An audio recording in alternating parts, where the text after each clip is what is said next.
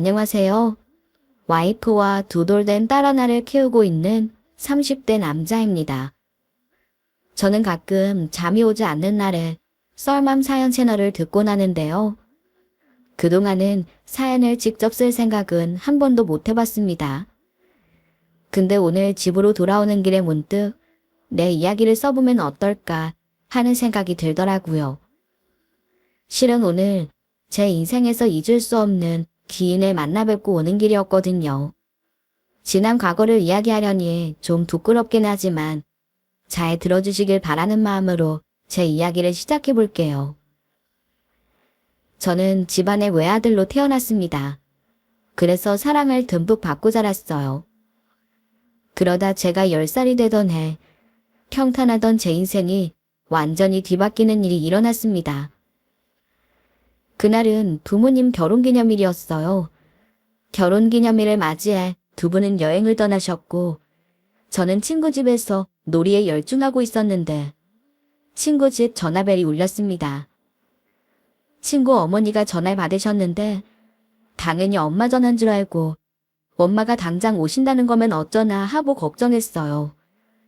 엄마가 하라는 숙제는 안 하고 놀기만 했으니 꾸중을 들을 게 분명했어요. 아줌마, 혹시 지금 우리 엄마 전화해요? 엄마 지금 오신대요? 아, 큰일 났다. 나 엄마가 시킨 숙제 하나도 안 했는데 어떡하지? 아줌마, 왜 그러세요? 우리 엄마가 저 숙제 안 했다고 혼낸대요? 창민아, 그게 아니고 지금 창민이 부모님한테 무슨 일이 좀 생겼대. 그래서 지금 가봐야 할 것 같아. 무슨 일이요? 무슨 일인데요? 엄마 아빠가 저도 데려오래요? 일단 가자. 아줌마가 가서 설명해 줄게. 얼른 준비해. 어디 가는데요? 엄마 아빠가 여기로 오시면 안 되는 거예요? 저 조금 더 놀고 싶은데. 창민아, 놀라지 말고 들어. 창민이 엄마 아빠가 집에 오시다가 교통사고를 당하셨대. 그래서 엄마 아빠 보러 병원에 가는 거야. 아줌마가 데려다 줄 테니까 걱정하지 말고. 알았지? 아줌마 말씀에 고개를 끄덕였습니다. 아줌마의 진지한 목소리에서 무슨 일이 생겼다는 걸 느낄 수 있었어요. 병원에 도착하니 친할머니랑 친척들이 모두 착잡한 표정으로 서 계셨어요. 그리고 할머니는 저를 보자마자 달려와 막 눈물을 보이시는 거예요. 할머니는 저를 품에 안고 오시는데 그땐 너무 어려 영문도 모른 채 눈만 껌뻑이며 서 있었습니다. 그러다가 우리 부모님이 모두 돌아가셨다는 걸 알게 되었습니다. 근데 그때도 실감나지 않고 그냥 다 꿈만 같았는데요. 멍하게 있다 두 분의 영정사진을 보고 그제야 실감이 나면서 두 분 빈소 앞에서 막 울었어요. 엄마, 아빠, 이게 뭐야? 엄마, 아빠 금방 여행 다녀온다고 금방 갔다 올 거라고 했잖아. 여행 다녀와서 나 맛있는 거 사주기로 약속해놓고 엄마, 아빠가 약속도 안 지키고 나만 두고 가면 어떻게 하냐고. 괜찮아. 앞으로는 이 할머니가 너 지켜줄게. 울지 마, 우리 손자. 그렇게 할머니 품에 안겨 우리 엄마 아빠 돌려달라고 엉엉 울었던 기억이 납니다. 막 울면서도 그 상황이 꿈이었으면 좋겠다고 생각했어요. 하지만 현실이었고 10살이란 어린 나이에 저는 부모님을 잃은 고아가 되고 말았습니다. 그 후 장례식을 치르고 집에 와 잠이 들었어요. 눈 떠보니 밖에서는 어른들이 이야기를 나누고 계시더라고요. 무슨 말인가 해서 들어보니 저를 누가 키우느냐를 놓고 친척들이 다투고 있었습니다. 방 안에서 그 싸움 소리를 듣고 있는데 서러움에 왈칵 눈물이 나는 거예요. 누구 하나 저를 키우겠다는 사람은 없고 서로 어떻게 할 거냐며 싸우고만 있었으니까요. 서러움에 숨죽여 울고 있는데 할머니께서 그만하라며 화를 내셨습니다. 니들 다 그만 못해? 삼촌들이 돼가지고 조카 서로 떠넘기는 게 할 짓이야. 니들은 창민이 제가 불쌍하지도 않어. 아유, 됐다. 너희들끼리 쌀고 없어. 내 손주는 내가 키우마. 엄마, 지금 감정이 앞서서 그렇게 결정하실 일이 아니에요. 한감이 넘은 엄마가 이제 10살인 애를 어떻게 키운다 그러세요? 그러지 마시고 그냥 보육원에 맡겨요. 네? 엄마 나이도 생각하셔야죠. 그렇다고 내 새끼가 남기고 간 내 핏줄을 버려? 난 그렇게는 못한다. 내 손자 내가 알아서 키울 테니까 너희들은 상관하지 마. 할머니의 선언에 듣고 있던 삼촌들이 난리가 났어요. 큰 삼촌은 엄마가 그 나이에 어떻게 애를 키우냐며 할머니를 말렸습니다. 그래서 그런지 더 눈물이 나는 거예요. 할머니만큼은 저를 버리지 않았다는 생각에 눈물이 막 쏟아져 나오더라고요. 그리고 그 순간 할머니가 제 방으로 들어오셨습니다. 할머니는 우는 저를 발견하고 그 품에 안아주셨어요. 내 새끼 왜 울고 있어? 이제 울지 마. 할머니가 내 새끼랑 살 거니까 울지 말어. 알았지? 할머니, 그럼 나 고아원 안 가도 되는 거야? 나 할머니랑 계속 살아도 돼? 그럼 당연하지. 이 할매가 있는데 왜 내 새끼가 고아원을 가? 앞으로 할머니가 우리 손주랑 같이 살 거니까 너는 아무 걱정하지 마. 이 가여운 것, 혼자 얼마나 울었으면 이렇게 눈이 부었어. 이제 괜찮으니까 뚝 그쳐 뚝. 할머니는 우는 저를 달래며 꼭 안아주셨고 서럽게 울던 저도 할머니 품에 안겨 안정을 찾을 수 있었습니다. 이후 저는 할머니와 함께 살았어요. 할머니는 저를 정말 정성껏 키워주셨습니다. 하지만 할머니의 사랑에 비해 형편은 넉넉하지 못했어요. 결국 저희는 살던 집을 떠나 다른 곳으로 이사를 가는 결정을 하게 되었습니다. 어느 주택 단칸방에서 생활을 시작했죠. 단칸방으로 이사한 뒤 며칠이나 지났을까 어떤 아저씨가 우리 집에 찾아왔어요. 네가 여기 새로 이사 온 꼬마구나. 어른은 안 계시니? 아저씨는 누구신데요? 누구신데 우리 집에 찾아오셨어요? 꼬마야, 나 나쁜 사람 아니야. 걱정하지 마라. 나 이 집 집주인이야. 우리 건물에 들어온 세입자니까 인사 한번 하려고 들른 거야. 똘망똘망한 꼬마도 같이 이사 왔다고 하더니 그게 너로구나? 아주 똘똘하게 생겼네. 앞으로 잘 지내보자. 아저씨는 제 머리를 쓰다듬어 주신 뒤 자리를 떠나셨습니다. 솔직히 처음에는 이상한 아저씨라고 생각했어요.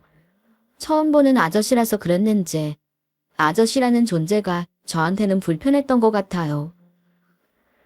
그런데 할머니는 제 마음을 아는지 모르는지 그 집주인 아저씨하고 친하게 지내시는 거예요. 알고 보니 그 아저씨랑 우리 할머니랑 모양이 같더라고요. 그렇지만 저는 집주인 아저씨의 첫인상이 좋지 않아서인지 크게 정이 가지 않았네요. 이후 그 집에서 할머니와 생활을 이어갔습니다. 할머니가 있어 든든했지만 힘든 것도 많았어요. 할머니가 벌어온 돈으로만 생활해야 하니 경제적으로 많이 힘들 수밖에 없었네요. 그래서 갖고 싶은 게 있어도 참아야 했고 다른 애들 다 먹는 고기 반찬도 제대로 못 먹고 자랐어요. 다른 애들이랑 비교되니 속상하긴 했지만 그래도 티내지 않으려고 노력했습니다. 그럼에도 저는 아직은 어린 나이이니 이따금씩 제 상황이 부끄러운 날이 있었습니다.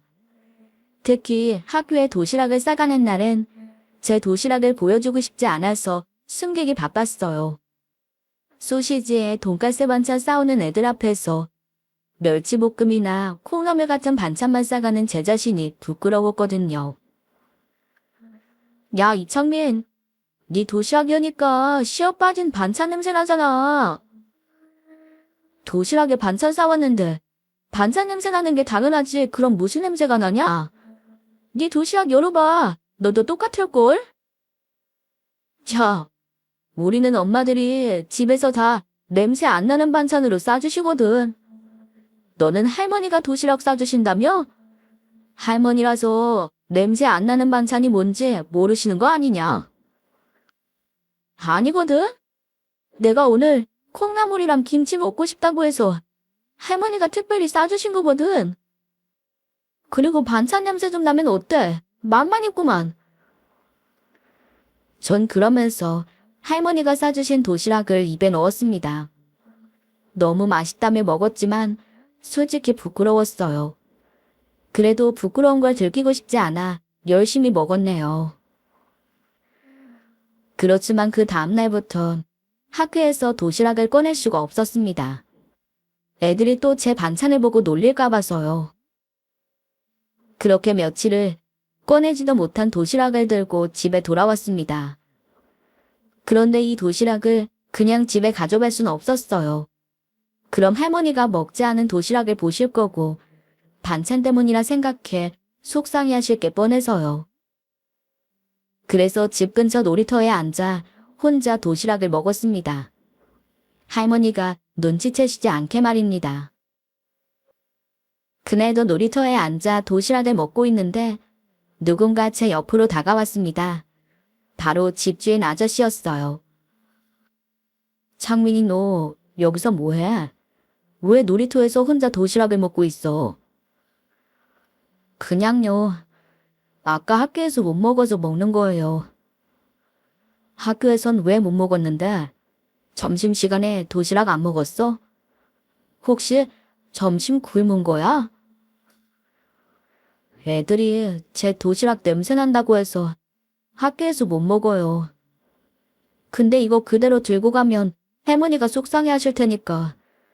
그래서 여기서라도 먹고 들어가는 거예요. 그럼 할머니는 모르실 테니까요.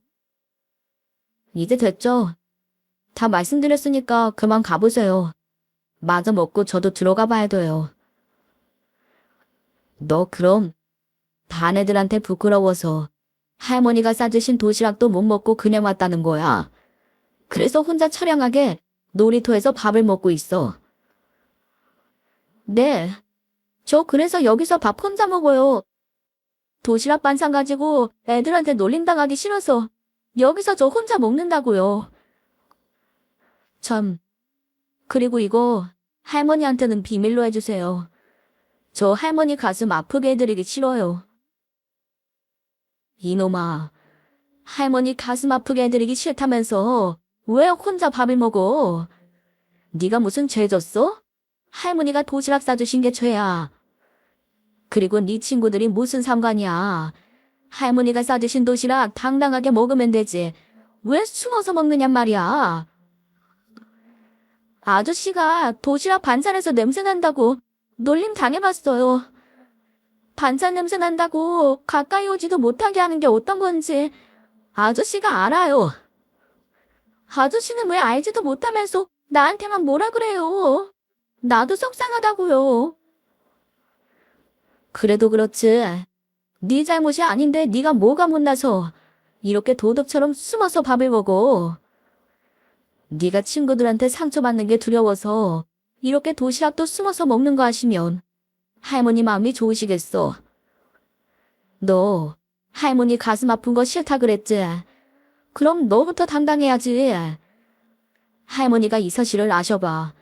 그럼 너 때문에 할머니가 제일 속상해 하실 거란 생각 못해.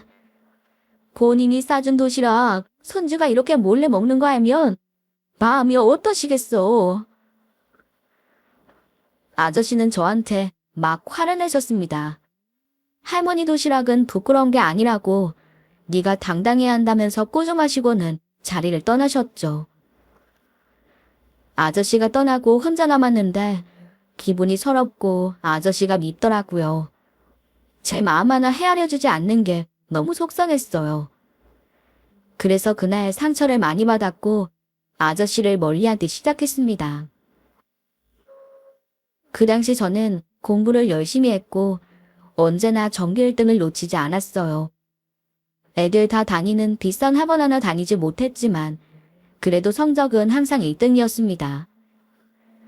언제나 1등하기 위해 정말 최선을 다했는데요. 할머니가 좋아하시는 모습을 보기 위해 더 이악 물고 공부했던 것 같습니다. 한 번은 시험을 보고 성적표를 받은 날이었어요. 그때도 저는 전교 1등을 했습니다. 제가 1등을 할 때마다 저를 못마땅해 하는 애들도 있었는데요. 그 중에서도 저 때문에 매번 2등하는 애가 저를 노골적으로 괴롭혔어요. 집도 가난하고 별 볼 일 없는 애가 1등하는 게 못마땅했나 봐요. 성적표를 받고 집으로 돌아가는 그날도 절 싫어하는 무리가 교문 앞에서 기다리고 있었어요. 그냥 모른 척하고 지나가려는데 한 애가 시비를 걸며 제 앞길을 막았습니다. 야, 이창민, 너 이번에도 전교 1등 했더라? 근데 1등 하면 뭐하냐? 너희 집 형편에 대학이나 갈 수 있어? 그러게, 집도 가난한 새끼가 1등을 해서 뭘 하겠다고. 너 때문에 나 1등 못한 거 알고 있냐? 야, 까놓고 말해서 너처럼 가난한 새끼가 1등 하는 것보다 나 같은 애가 1등 하는 게 낫잖아. 너는 1등해도 밀어줄 부모 하나 없지만 난 다르거든. 우리 엄마가 사람은 분수에 맞게 살아야 한댔어. 그니까 너도 주제 파악 좀 하고 살아라. 지원해줄 부모도 없는 새끼가 전교 1등 하는 게 말이 되냐? 그런데 다른 애들의 빈정거림까지 들으니 저도 더 이상은 참을 수 없는 겁니다. 넌 내가 1등한 게 그렇게 못마땅하냐? 그럼 여기서 이렇게 시비 걸 시간에 공부나 더 해. 나한테 이렇게 시비 건다고 네가 다음 시험에 1등할 수 있겠어? 솔직히 너 내가 부러워서 그러는 거잖아. 너는 학원 다녀가면서 개고생하면서 공부해도 못하는 1등을 학원 한 번 안 다닌 내가 척척하니까 배 아픈 거 아니야? 이 새끼가 돌았나? 내가 너 같은 새끼를 왜 부러워해? 부모도 없이 할머니랑 사는 새끼가 뭐가 부럽냐고. 부모 없는 고아 주제에 어디서 큰 소리야. 내가 왜 부모가 없어? 우리 할머니 계시거든? 너야말로 함부로 찌꺼리지 마. 하, 얘들아, 이 새끼 봐라. 이창민 이 새끼 다 언제 죽을지 모르는 할머니랑 살면서 고아 아니라고 헛소리 짓거리는 거 봐. 그 말을 듣는 순간 참고했던 제 이성이 와르르 무너졌어요. 그리고 저도 모르게 그 애를 향해 주먹을 휘둘렀습니다. 그렇게 그 애들과 뒤엉켜 싸움을 벌였고 결국 파출소까지 가고 말았죠. 파출소에 끌려갔는데 너무 분하고 억울했어요. 하지만 그것보다 할머니가 안 쉴까봐 그게 더 큰 걱정이었습니다. 그래서 보호자를 부르라는 말에 고민하다 주인집 아저씨에게 연락했습니다. 아저씨는 연락을 받자마자 한달음에 달려오셨고 아저씨가 잘 해결한 덕분에 금방 파출소에서 나올 수 있었네요. 파출소에서 나와 아저씨는 저를 보더니 한숨을 푹 내쉬셨습니다. 그걸 보니 저도 아저씨한테 좀 죄송하더라고요. 아저씨 죄송해요. 보호자한테 연락하라는데 할머니한테 전화하면 분명 속상해 하실 거고 생각나는 사람이 아저씨밖에 없어서 그랬어요. 근데 저 앞으로 이런 일로 아저씨 부르는 일 없을 거예요. 그러니까 할머니한테는 말씀드리지 말아주세요. 네? 장민이 너 할머니가 속상해 하실 거 알면서 친구들이랑 왜 싸운 거야? 어린 놈이 벌써부터 주먹질이나 하고 너 커서 뭐가 되려 그래? 아저씨가 저를 다그치시는데 막 억울했어요. 그 애들이 먼저 시비를 걸어 벌어진 일인데 제가 혼나는 게 화가 났습니다. 아저씨, 제가 먼저 그런 거 아니에요. 쟤들이 먼저 저 전교 1등 한 거 맘에 안 든다고 시비 건 거라니까요? 저 때문에 맨날 2등 하는 애가 시비 걸어서 그런 거예요. 아저씨는 알지도 못하면서 왜 맨날 저한테만 뭐라고 하세요? 뭐 임마? 그럼 지금 반 친구들하고 주먹질하고 싸운 게 잘했다는 거야. 쟤들이 시비를 걸더라도 참았어야지. 너 이렇게 주먹 쓰고 다니면 그게 다 할머니 망신시키는 거라는 거 몰라? 넌 그냥 공부나 얌전히 하고 학교나 다니면 돼. 애들이 뭐라고 하던 그걸 왜 신경 써? 아저씨는 아무것도 모르잖아요. 걔들이 뭐라는 줄 알아요. 밀어줄 부모도 없는 새끼가 1등에서 뭐 하냐고 했어요. 우리 할머니 언제 죽을지 모른다고 했다고요. 그런데도 내가 참아야 돼요. 그래. 그래도 참았어야지. 손주가 싸움질이나 하고 다니는 거 할머니가 아셔봐. 기분 좋으시겠어? 됐어요. 아저씨 잔소리 듣고 싶지 않아요. 맨날 알지도 못하면서 잔소리나 하고. 앞으로 제 일에 간섭하지 마세요. 그렇게 아저씨에게 화를 내고 집으로 향했습니다. 제 속사정은 알아줄 생각도 안 하고 저만 혼내는 아저씨가 너무나도 미웠습니다.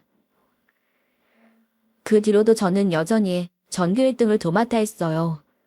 좋은 대학에 가 성공해 할머니께 효도하기 위해 열심히 공부한 결과였죠. 그렇지만 모든 상황이 제 뜻대로 되진 않았습니다.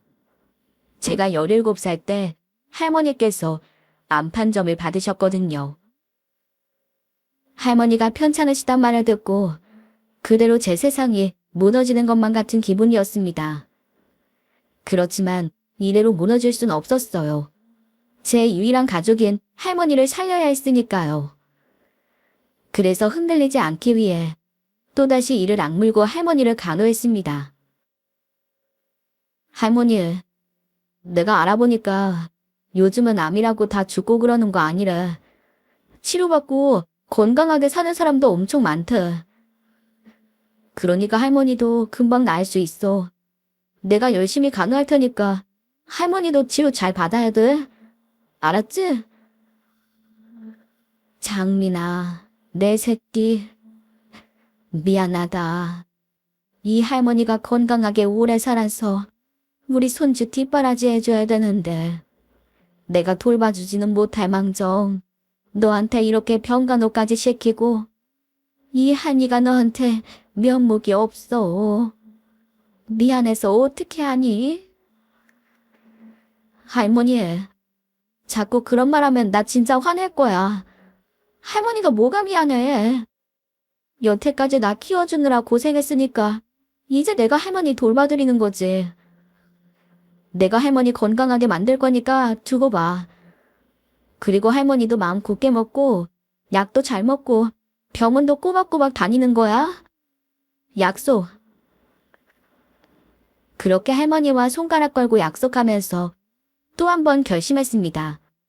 할머니를 살리기 위해서는 무엇이든 다 하겠다고요. 굳게 결심하고 병간호를 시작했는데 상황은 녹록지 않았습니다. 일단 병원비가 문제였어요. 친척들에게 연락해봤지만 할머니 병원비 보태준다는 사람은 없었으니 그땐 정말 막막했죠. 그러다 뭐라도 해봐야겠다 싶어서 일자리를 알아봤어요. 그러다 동네에 있는 청소업체에서 일하게 되었습니다. 일당 두둑히 준다는 말 듣고 일을 시작했어요. 일하느라 공부는 포기해야 했지만 괜찮았습니다.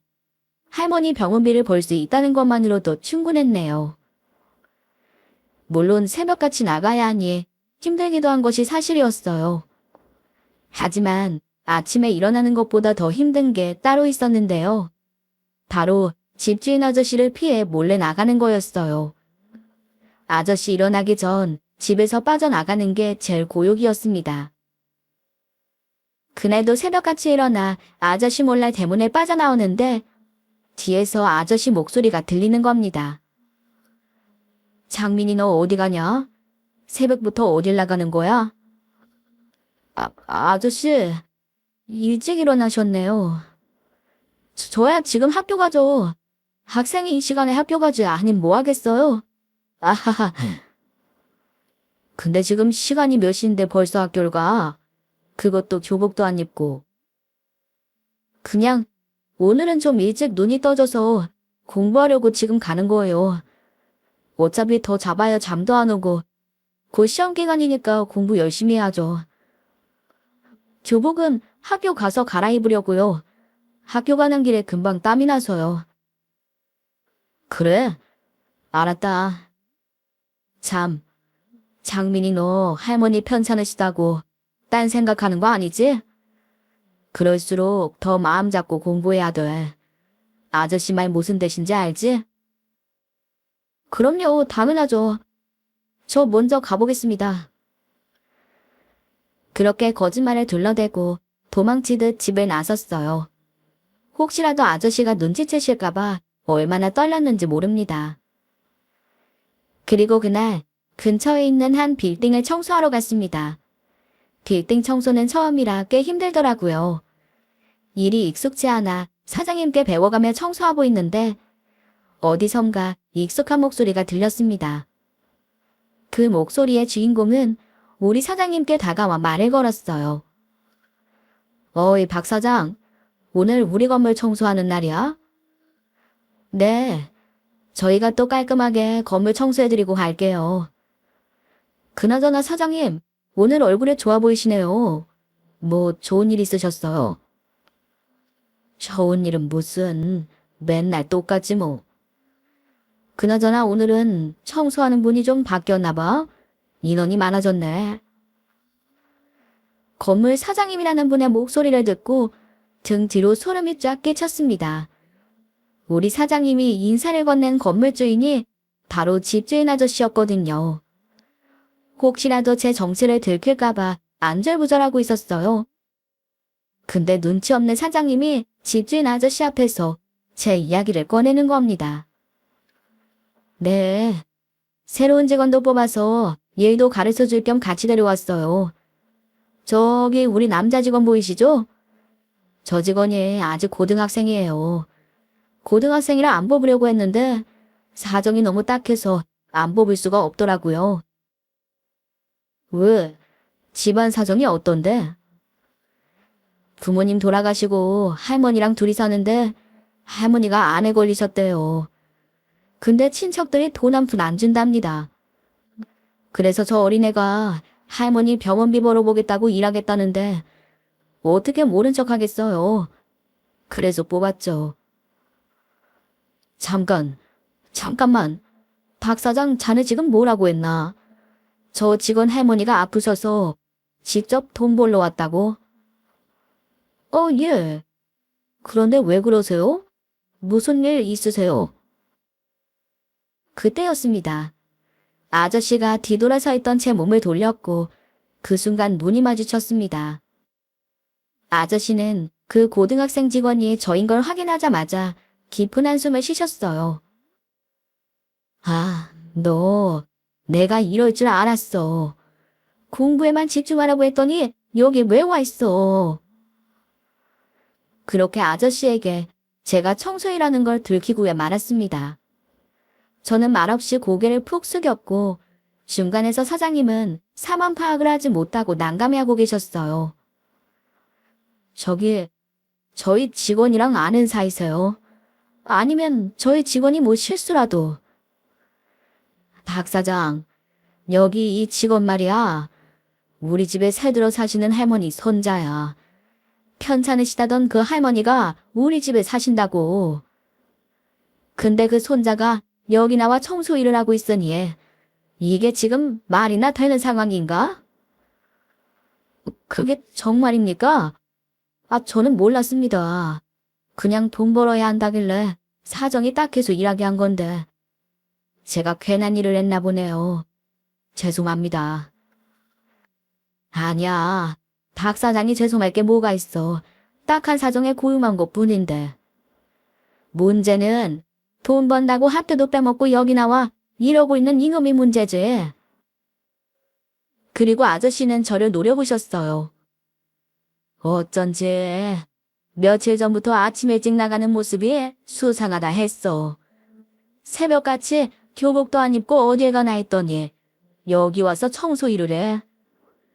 너 할머니가 학교도 안 가고 여기서 이러는 거 알면 얼마나 속상해 하시겠어. 할머니 생각은 안 해. 아저씨, 저도 이 사실 알면 할머니가 맘 아파하실 거라는 거 알아요. 그치만 지금 상황이 이런데 어쩔 수 없잖아요.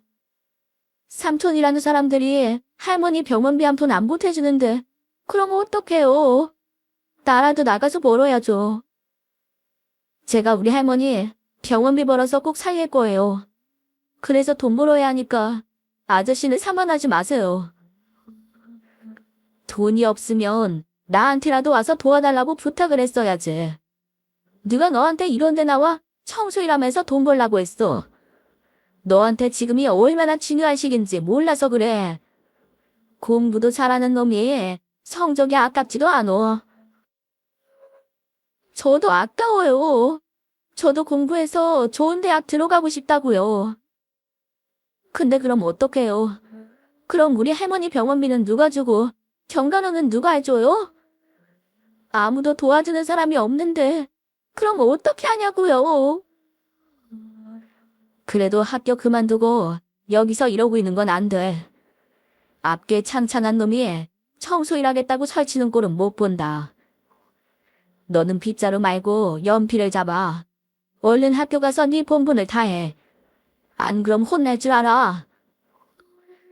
이거 나요. 놓으라고요. 돈 없어서 우리 할머니 치료 못 받아서 죽으면 아저씨가 책임질 것도 아니잖아요.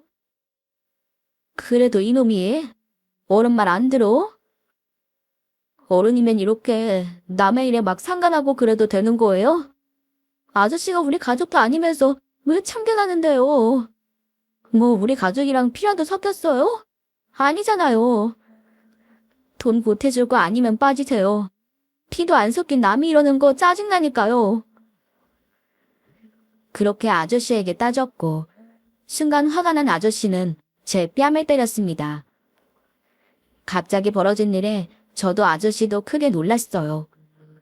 아저씨는 제 뺨을 때린 본인 행동에 놀라 미안하다며 저를 붙잡으며 말씀하셨습니다.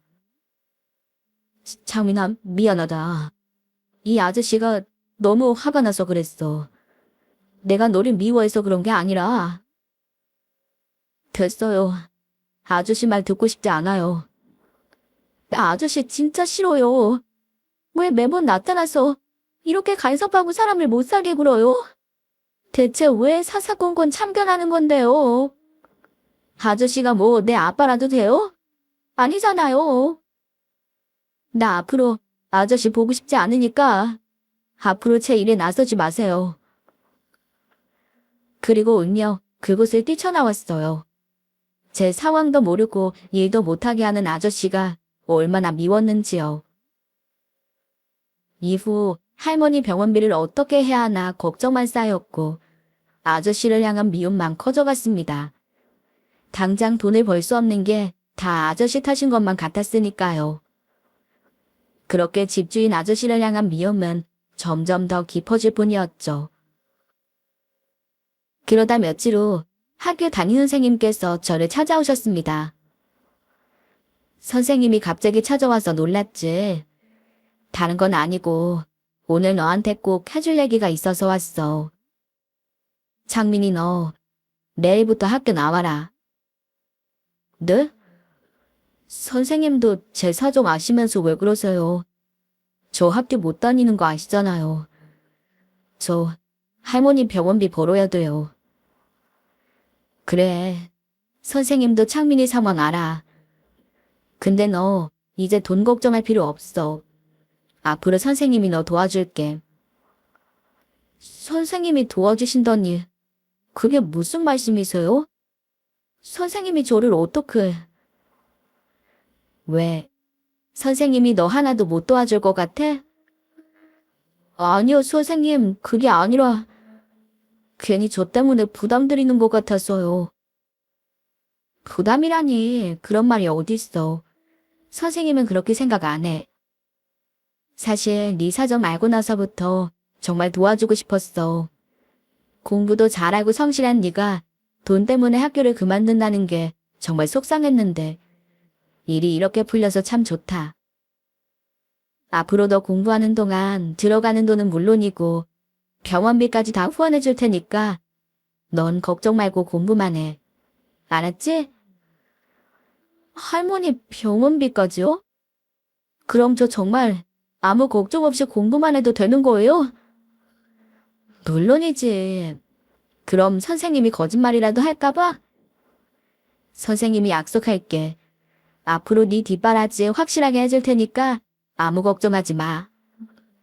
대신 이번엔 학교 그만둔다 그런 말 없이 공부에만 집중하는 거다.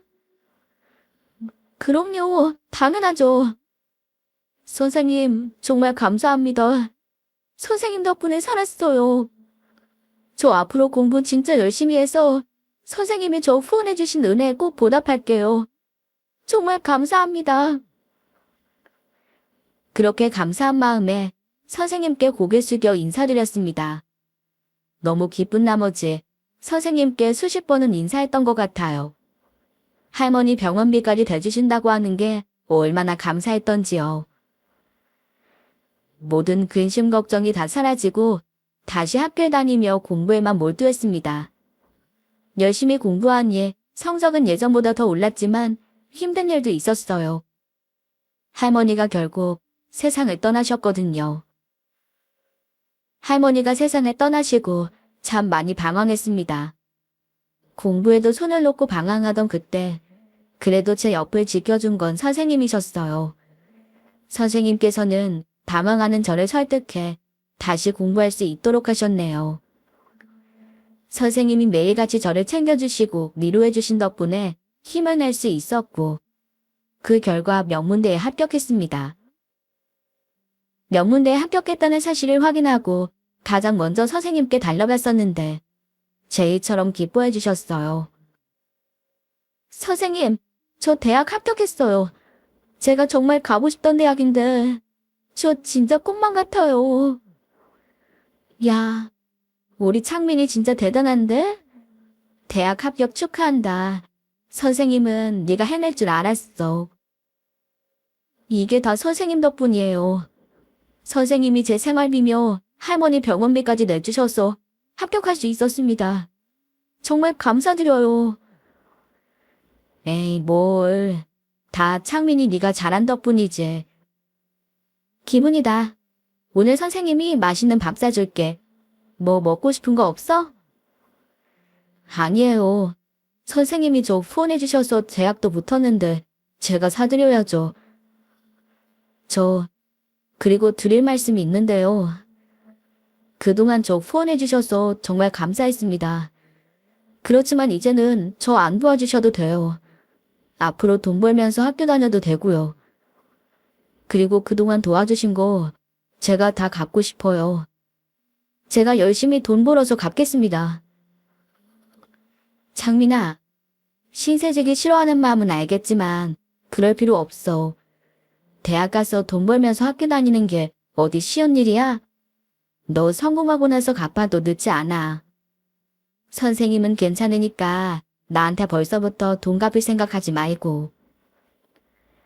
선생님은 돈부터 갚겠다는 저를 만류하셨고 오히려 대학 등록금에 용돈까지 주셨어요. 정말 제게 나타난 천사 같은 분이란 생각이 들었습니다. 그래서 대학 입학 후에도 공부를 게을리할 수 없었어요. 장학금을 타서 선생님 부담을 줄여드리기 위해 노력했네요. 그러다 제 생일이 됐습니다. 할머니가 돌아가시고 첫 생일이기도 했었는데요. 미역국 하나 챙겨주는 사람이 없어 조금은 외로운 생일이었습니다. 그런데 그날 예상하지도 못했던 사람을 만났습니다. 집주인 아저씨가 학교로 절 찾아오신 거예요. 대학 입학하며 기숙사 생활을 시작했으니 아저씨를 뵐 일이 없었거든요. 아저씨, 안녕하세요. 여기는 어쩐 일이세요? 저희 학교에 뭐 볼 일 있으세요? 그냥 뭐 특별한 건 아니고 너 보러 왔다. 바쁜 거 아니면 잠깐 나 좀 보자. 아저씨는 조금은 부끄러운 표정을 지으시더니 쇼핑백에서 큰 도시락통 하나를 꺼내셨습니다. 도시락을 열어보니 그 안에는 김이 모락모락 나는 미역국이 들어있었어요. 오늘은 네 생일이지? 미역국도 못 먹었을 것 같아서 가져왔다. 얼른 먹어. 네? 네, 미역국도 못 먹긴 했는데 아저씨가 제 생일인 건 어떻게 하셨어요? 아니 그것보다 어떻게 미역국을 다 해오신 거예요? 너희 할머님이 너 생일이라고 음식 많이 해서 나눠주셨던 게 이맘때 같아서 우리 집사람이 끓인 건데 어떻게 네 입맛에 맞을지 모르겠다. 그래요? 아줌마가 끓여주신 거예요. 그럼 맛있을 거예요. 딱 봐도 맛있어 보이는데요. 잘 먹을게요. 이렇게 챙겨주실 줄은 몰랐는데. 뭘 이런 걸 가지고 고맙다 그래. 미역국이 뭐라고. 그 뭐냐? 생일 축하한다. 할머니도 너 이렇게 좋은 대학 들어간 거 하늘에서 다 보고 계실 거야. 손자 자랑스러워 하실 테니까 딴 생각하지 말고 공부만 열심히 해. 그리고 빨리 먹어라. 미역국 다 식겠다. 아저씨는 무심하게 생일 축하한단 말을 건네셨어요. 그 말을 듣는데 순간 눈물이 쏟아져 나올 것만 같았습니다. 지금까지 미워만 했던 집주인 아저씨였는데 아저씨가 이렇게 제 생일을 챙겨줄 거라고 상상도 못했으니까요. 따끈따끈한 미역국을 먹으며 아저씨의 마음을 느낄 수 있던 생일이었습니다. 그 이후로도 아저씨는 제 생일마다 미역국을 들고 학교를 찾아오셨어요. 아저씨 덕분에 매년 생일마다 따뜻한 미역국을 먹으며 외롭지 않게 보낼 수 있었네요. 그렇지만 그때마다 감사하단 말을 못했어요. 그 말은 이상하게 입 밖으로 나오지 않더라고요. 뭔가 쑥스럽기도 했고 오랜 시간 미워했던 아저씨한테 고맙다는 말을 하려니 입이 떨어지질 않았습니다. 그래서 감사하다는 마음도 채 전하지 못한 채 시간만 흘렀네요. 그러다 언젠가부터는 아저씨는 제 생일에도 찾아오지 않으셨습니다. 매년 미역국을 들고 와주시던 아저씨가 나타나지 않으니 궁금하기도 하고 걱정도 됐어요. 그런데 왠지 연락할 수가 없었어요. 일부러 연락하기엔 부끄럽기도 했고 그때부터 로스쿨 공부를 시작해 정신도 없었고요. 그래서 그냥 잘 지내실 거라 생각하고 살았죠. 그렇게 집주인 아저씨를 잊고 살았고 어느덧 로스쿨을 마치고 드디어 검사가 됐습니다. 검사 임관을 한 그날 기쁜 마음으로 곧장 선생님을 뵈러 갔어요. 선생님은 그런 저를 환하게 맞이해 주셨습니다. 왜 창민이가 어쩐 일이야? 잘 지냈어? 그럼요. 선생님, 저 드디어 검사 임관식 했습니다. 이제 진짜 검사 됐어요. 모두 다 선생님이 저 후원해주신 덕분이에요. 헤이, 내 덕분은 뭘. 창민이 네가 노력한 덕이지. 그간 공부하느라 고생 많았어. 정말 대견하다. 아니에요. 다 선생님이 저 후원해주신 덕분이죠. 저 로스쿨 학비까지 다 내주셨잖아요. 그 비싼 학비까지 다 내주시고 선생님께 받은 은혜가 정말 커요. 앞으로 제가 살면서 모두 다 갚을 테니까 예전처럼 갚지 말란 말씀은 마세요. 제 말에 선생님은 쓴 웃음을 지어 보이셨습니다. 그러더니 뭔가를 결심하신 표정으로 통장 하나를 제게 건네셨어요. 선생님, 왜 그러세요? 갑자기 통장은 왜요? 장민아, 사실은 선생님이 많이 고민했는데 말이다. 이제는 너한테 모든 사실을 다 밝혀야 할 것 같아. 너 그 통장 한번 열어봐라. 선생님 말씀대로 통장을 열어봤어요. 그 통장은 선생님 명의로 된 통장이었죠. 그게 내 이름으로 된 통장이야. 거기 김인규라는 이름으로 입금된 레어포이지? 사실 그분이 네 진짜 후원자시다. 그동안 그분이 도와주셨던 돈으로 창민이 너 등록금이랑 생활비 보내줬던 거야. 네? 그게 무슨 말씀이세요? 그럼 지금까지 저를 도와주셨던 후원자가 선생님이 아니라는 말씀이세요? 그럼 김인규라는 사람은 누구예요? 누구시길래 지금까지 제 생활비를 보내주셨던 건데요? 선생님, 말씀해 주세요. 저 지금 이 상황이 뭐가 뭔지 하나도 모르겠어요. 김인규라는 이름 들어본 적 없니? 잘 생각해봐. 너도 잘 아는 분이야. 너 예전에 새들어 살던 곳 기억나지? 네.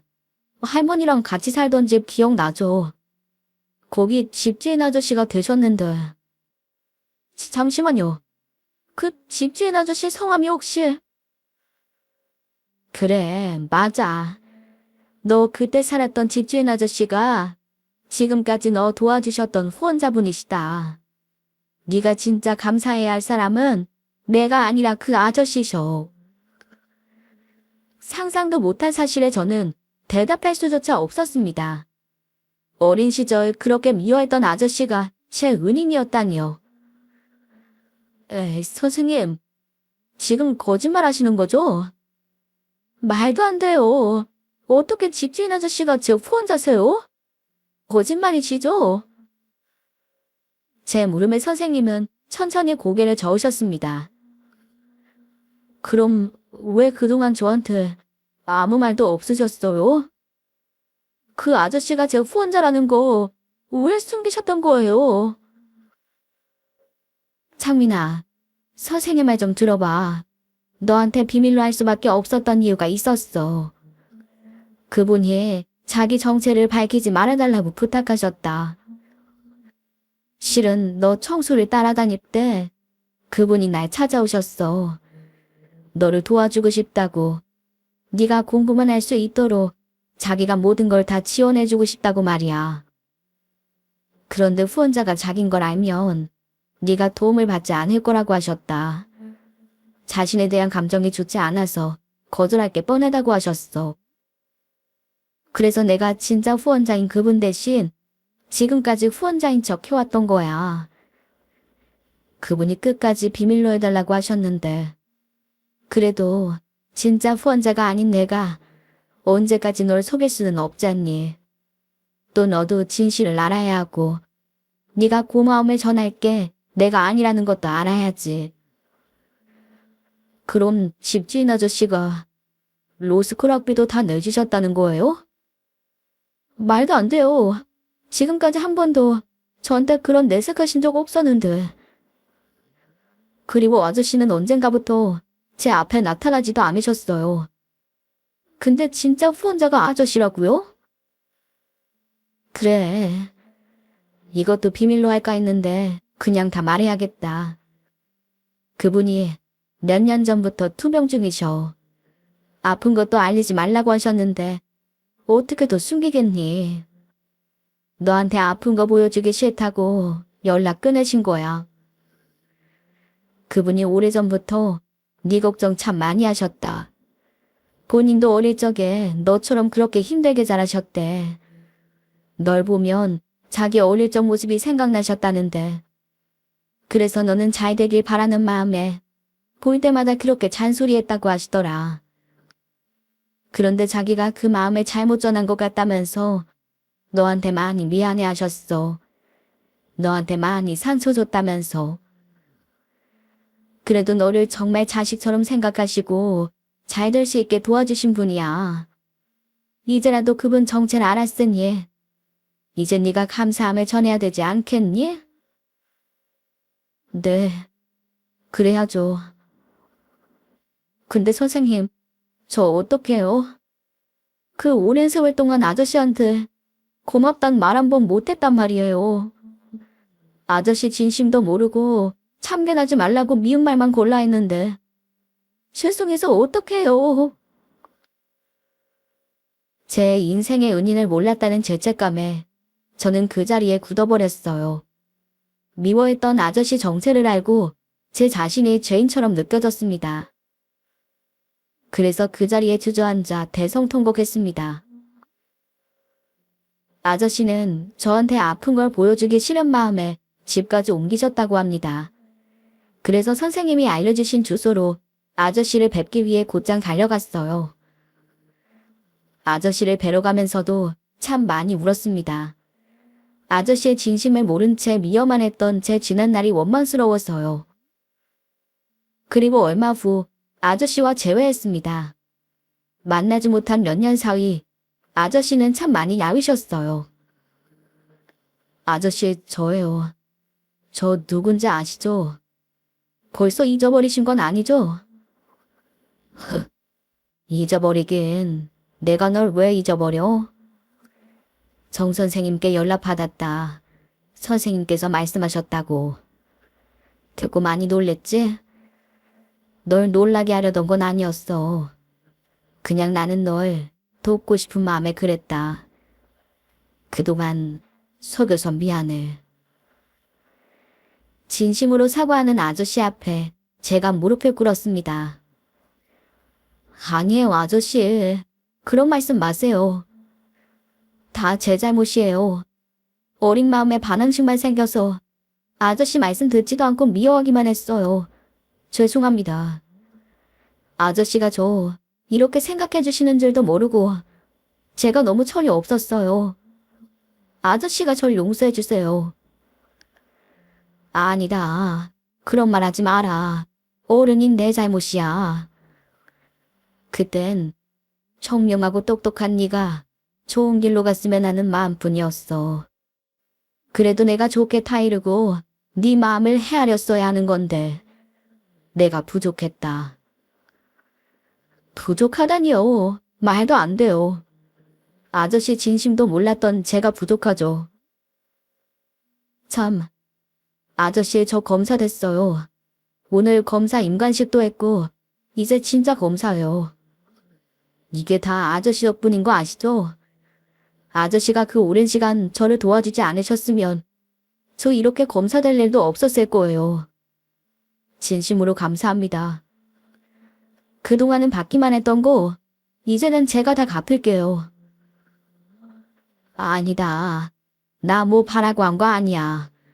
그리고 너 이렇게 잘 자라준 것만으로도 충분해. 나한테 뭐 더 해줄 거 없어. 그래도요. 제가 살면서 은혜 갚게 해주세요. 이제 제가 아저씨께 잘할게요. 앞으로 제가 지켜드릴게요. 아저씨는 하염없이 우는 저를 안아주셨고 그렇게 저와 아저씨는 눈물로 재회하며 몰랐던 서로의 진심까지 알게 됐습니다. 그날 이후 아저씨는 제 또 다른 가족이 되셨어요. 그리고 함께 할머니 묘에도 찾아갔습니다. 할머니, 집주인 아저씨 기억나지? 할머니가 그렇게 좋아하셨던 집주인 아저씨. 근데 그 아저씨가 나를 후원해 주셨던 그분이래요. 할머니도 몰랐죠? 아저씨가 제 인생의 기인이었어요, 할머니. 아저씨도 우리 할머니한테 인사 한번 해주세요. 기인은 무슨 쑥스럽게. 아주머니 잘 지내셨어요? 돌아가시고 자주 뵈야지 하면서 이제서야 와봤네요. 떠나시던 날 창민이 걱정 참 많이 하셨는데 이제 걱정하실 게 없으시겠어요. 창민이 정말 멋진 어른으로 잘 자랐어요. 검사된 것도 보셨죠?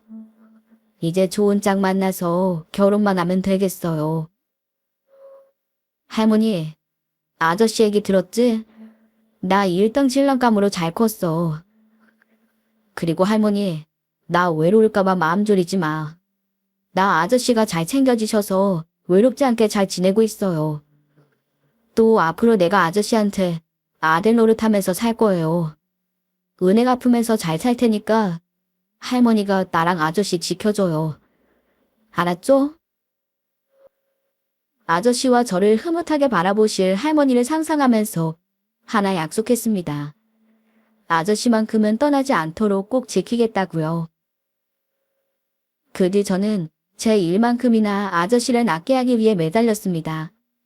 그리고 그 노력 때문인지 아저씨는 오랜 투명 끝에 드디어 암 완치 판정을 받게 됐어요. 그날 아저씨를 부둥켜 안고 서로 기뻐했던 기억이 나네요. 그리고 얼마 전 아저씨와 대화를 나누다가 제가 검사 임관됐던 그날이 20년 전 아저씨와 처음 만난 날이라는 걸 알게 됐습니다. 처음엔 그냥 잔소리 많은 아저씨인 줄 알았는데 20년 뒤에 아저씨의 정체를 알고 이렇게 특별한 인연이 된 게 참 신기했습니다. 아저씨는 제게 그냥 집주인 아저씨가 아닌 저한테 아버지 같은 분이세요. 그래서 그 귀한 인연을 지금까지도 이어가고 있습니다.